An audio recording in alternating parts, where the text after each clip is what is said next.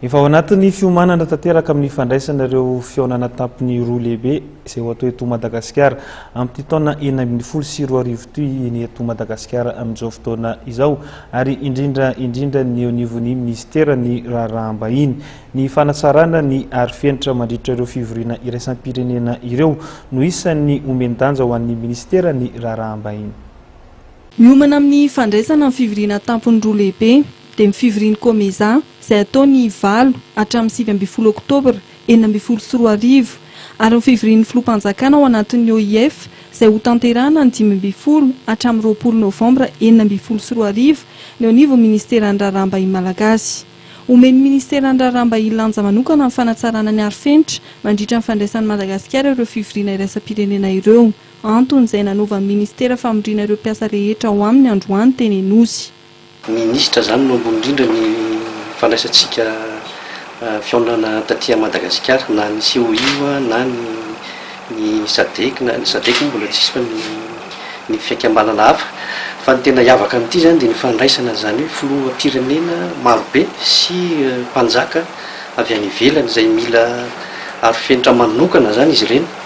ka izay zavatra izay no hiavaka indrindra amin'ity ahoana ny fomba hitantanantsika zany chef d'État mihoatra ny 10 zany tatoerana ny fandraisana azy any amin'ny aéroport voalohany indrindra, dia ny any amin'ny hôtely, ny any amin'ny site, any amin'ny centre de conférence mazava ho azy. Izany rehetrarehetra zany mila atao matotra tsara ny fandraisana azy ireo.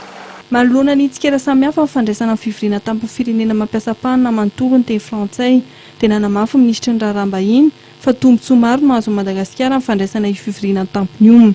Be dia be ny firenena miady ny isiny zany fihaonam-be izany, ka maninona raha zavatra isy tombotsoa ary azahoantsika tombotsoa ho antsika rehetra, tsy ho an'ny mpitondra ihany io fa na ny mpandraharaha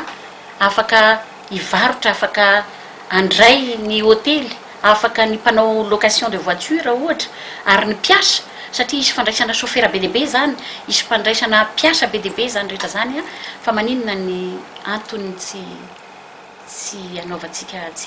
anatanterantsika an'izany eto mino sy matoky fa io fomba ohatran'ny reny fifidianana reny angamba hitantsika hoe avano fifidianana dia misy zavatra resahana foana, avano somi misy zavatra resahana foana, fa ny fangatahako androany dia appel ho anareo mpanao gazety, ianareo mpanao gazety rehetra eto Madagasikara, andeontsika hiara iaina, andeontsika hiara hifampitantsorika mba azahoantsika mivarotra ny Madagasikara ka matehotian'ireo olona reo ny ho tonga aty amintsika aty. Fa amin'izao fotoana izao dia betsaka ny chef d'État, betsaka ny na ny mpanjaka na ninona dia manana an'izay faniriana ho tonga aty hiatrika an'io some io zay, ka hoy za hoe tsy hitako ny antony tokony tsy hatateraka an'izany some zany eto amintsika.